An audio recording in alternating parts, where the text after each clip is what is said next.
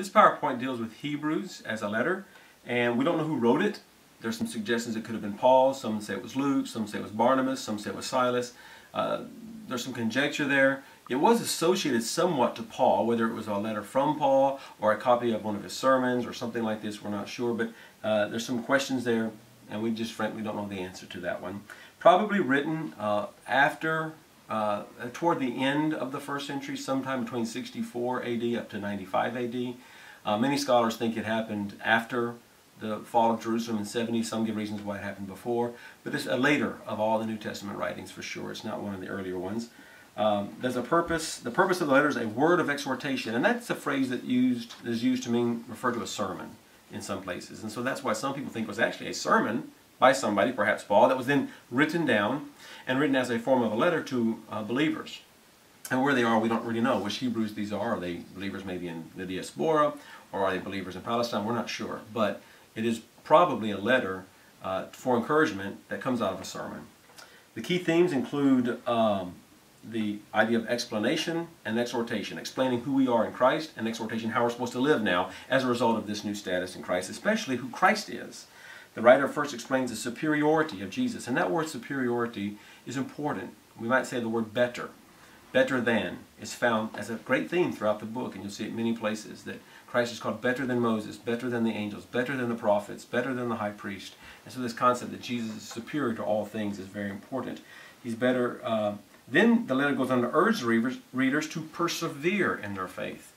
And so there's this back and forth, an example of who Christ is and what he accomplished, and then how we're to live as a result of what Christ has done. And then there's an example, and then an exhortation. An example, then exhortation. The basic idea is that readers are pushed by the writer to not fall away from their faith, because their faith is in Christ, who is greater than all things, including the angels and Moses and the high priests. This theme of the better is found in those verses you see on the screen. Look those up, read over those, and you'll see a very beautiful idea of how Christ is greater than all things.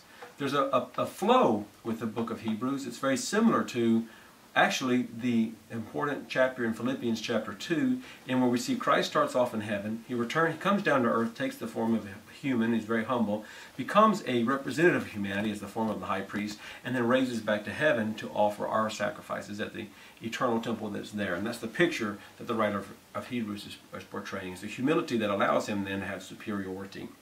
The outline of the book, is you look through the PowerPoint right there, is that Christ is superior to the angels, Christ is superior to Moses, Christ is superior to Aaron, Christ is superior to the priests, and Christ is superior. Then there's a call to perseverance. And under each of those categories, for where Christ, it speaks of Christ being superior to the angels, we see that it talks about he was revealed by the Old Testament, that there was a warning to pay attention to the teachings that are found there, and that Jesus was made like his brothers. That's that humbling that I talked about. In being superior to Moses, there's a warning against unbelief. And then it talks about what it means to have a Sabbath rest, and how the people of Israel never fully received it in the Old Testament. We're only going to find it in the person of Jesus. Christ being superior to Aaron, talks about Jesus now as the high priest, with a warning against immaturity. So there's these superior statements and then a warning. Superior statement, then a warning. And then there's this interesting aside in which it talks about Melchizedek the priest, and then Jesus is a priest like Melchizedek. And that's interesting because Melchizedek is a very unknown character for the most part in the Old Testament. We see him a couple of places.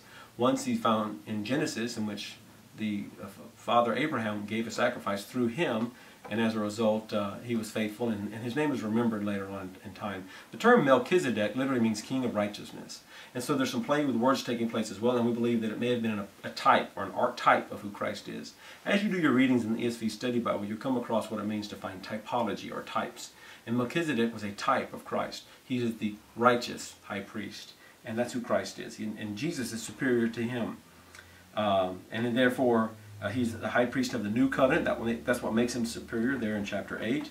And talks about worship in the tabernacle on earth. It's just a shadow of the one in heaven where Christ is going to do the main work.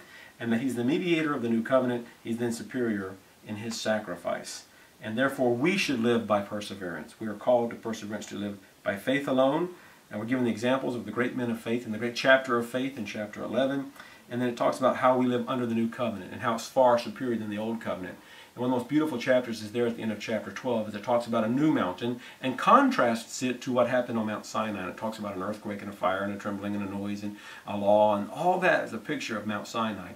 At the end of chapter 12, though, it talks about how we have a new covenant, and the new covenant is not one that brings fear or trembling, but it brings hope and peace, and that's the message of Hebrews. It's a book that gives us a great deal of hope, especially in light of the fact that at the time, Christians were already being persecuted, but it was reminding us that our home is not in this world anyway, it's in the one to come.